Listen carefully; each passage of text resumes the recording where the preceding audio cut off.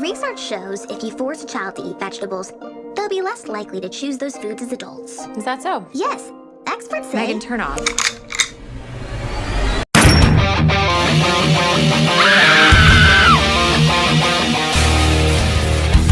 Hello friends, my name is Stevie Cade and welcome to Film Trigger. And also welcome to our first movie review of 2023, which will be the movie M3GAN. That's right, the intentional or unintentional remake of the 2019 Chucky movie is M3GAN. Is that a bad thing?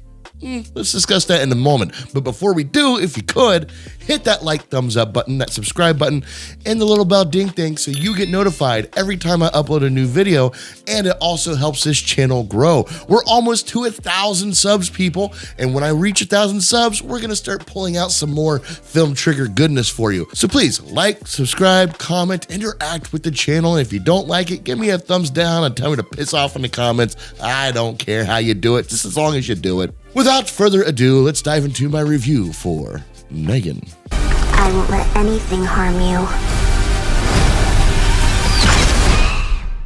Ever again. It's nice to have a friend. As I hinted at, and for anybody who saw the freaking trailers, you can tell that this movie was a complete and utter ripoff of the 2019 Chucky remake called Chucky with Mark Hamill, which I absolutely love that movie.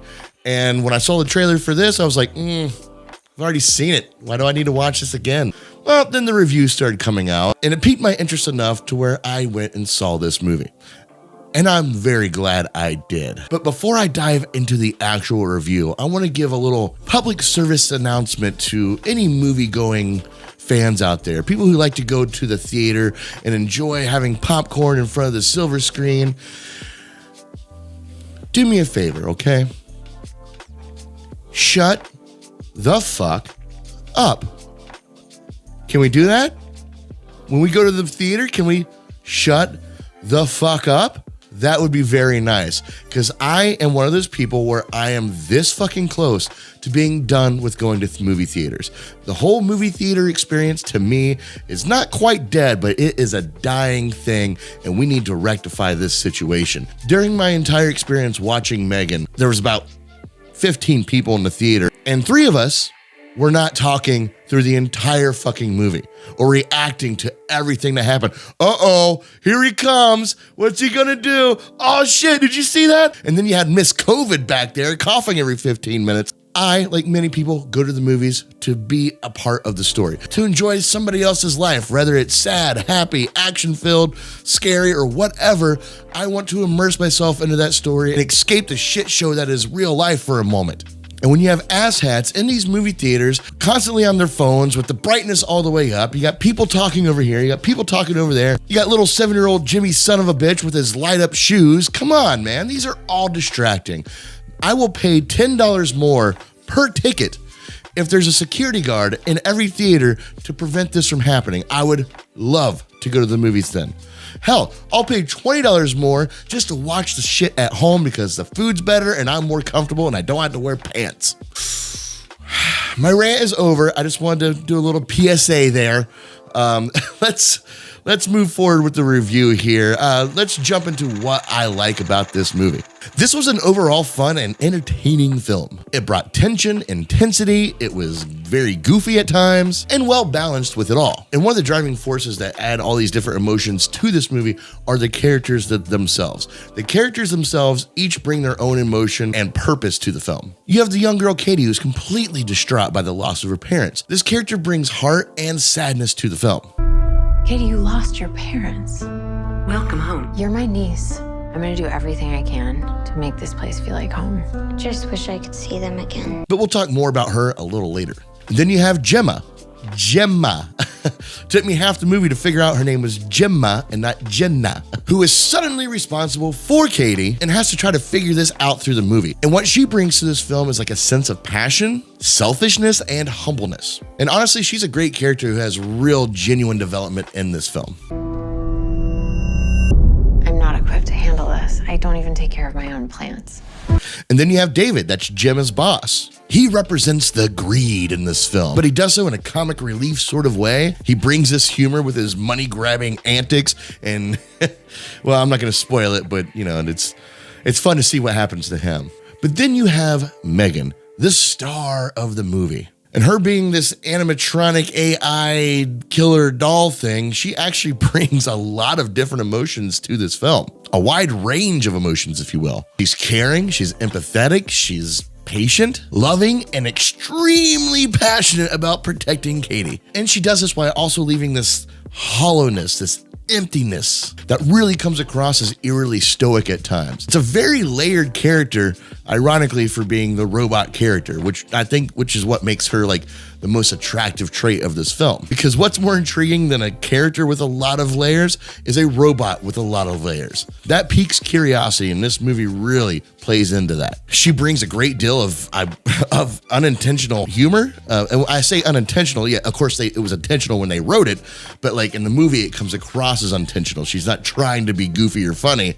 It just comes across that way in the film, and I absolutely love it. I want more of it. She has smart-ass, quippy remarks and like dance moves that would make Wednesday Addams very proud.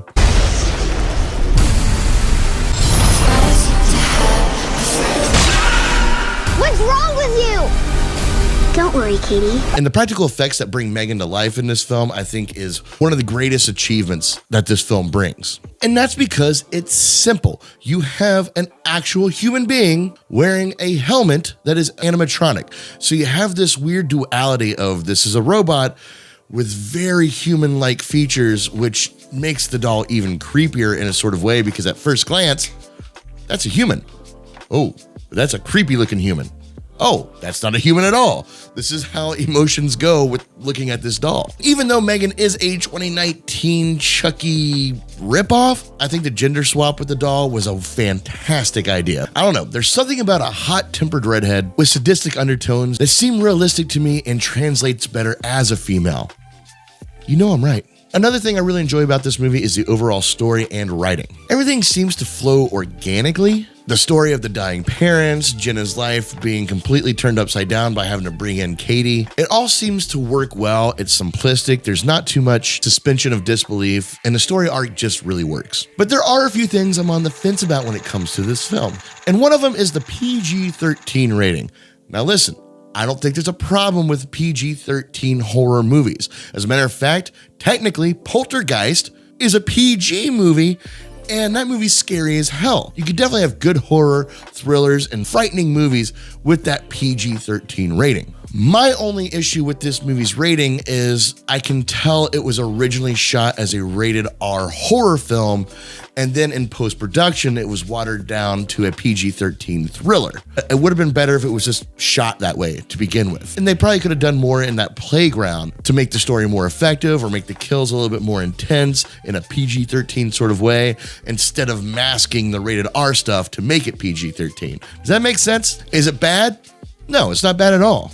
I could just tell there was a very obvious post-production rating shift. Like, I thought the gore was pretty okay, but I can definitely tell there's probably a lot more gore on the cutting room floor, which really doesn't make sense for me. Like, is Blumhouse hurting for money? Is Universal hurting for money? Did they need that extra $5 million they're going to gain from making this a PG-13 instead of a rated R film? Was there like some executive going, hey, you know what? Why don't we turn this into a PG-13 movie? We can bring this from a $40 million movie to a $45 million movie. Seriously though, I need a yacht. Let's do this. Another thing I'm on the fence about is the character Katie. I thought the character worked for the most part. As a matter of fact, I thought the movie did a really good job of displaying the deep emotions that a very young child would go through after the loss of their parents. And I thought Violet McGraw did a wonderful job acting in this film. But as I was saying, the film did a great job showing the darkness, the deepness, the vulnerability of a child going through something like this. But I also think they needed to add a little bit more appreciation from the character.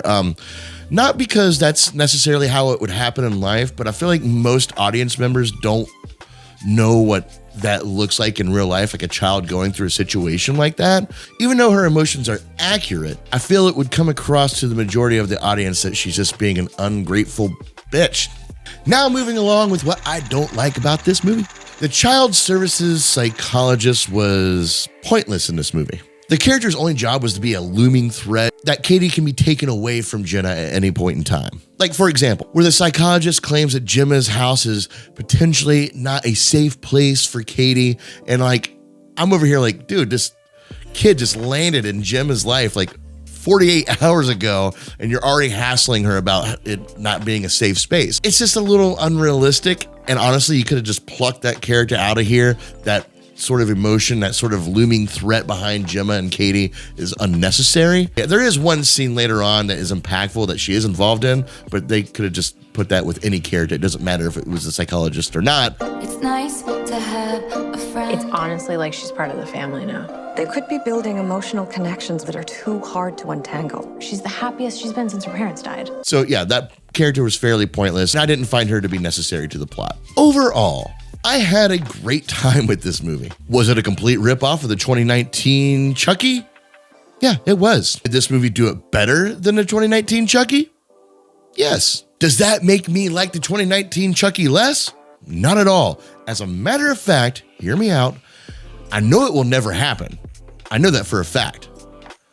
But goddamn, do I now want a Mark Hamill Chucky and a M3GAN collaboration movie. These two just team up and go on a killing spree while trying to protect their whoever they love at that moment. I mean, honestly, could you imagine? That would be a wonderful film. Please make it happen, even though it won't happen at all. I know it won't, but fuck, I would really want to see that. But even though I can tell this movie was watered down from its rated R rating to a PG-13 thriller, I still think this is the beginning of a new Killer Doll franchise, and I am 100% for it. So for all these reasons, I'm giving this movie a B+. That was wonderful. Bravo! I loved that. Oh, it was great. Well, it was pretty good. There you have it, my guys. There's my review for M3GAN, or also known as M3GAN. Let me know, what are your thoughts of this movie in the comments below? Do you just consider it a Chucky ripoff and you don't want to see it? Or do you think this is a breathing new life into an old concept that has kind of run its course, so it's got new skin on it now and it's more believable for a new audience? Which is what the 2019 Chucky did. I swear to God, Universal is just being petty. They're just being petty at this point. Anyway, let me know your thoughts in the comments below. Also, be sure to check out some more of my videos. And as always, stay trigger happy, my friends. Peace. This is M3GAN. Hi, M3GAN. I'm Katie. It's nice to meet you, Katie. Do you want to hang out? Okay.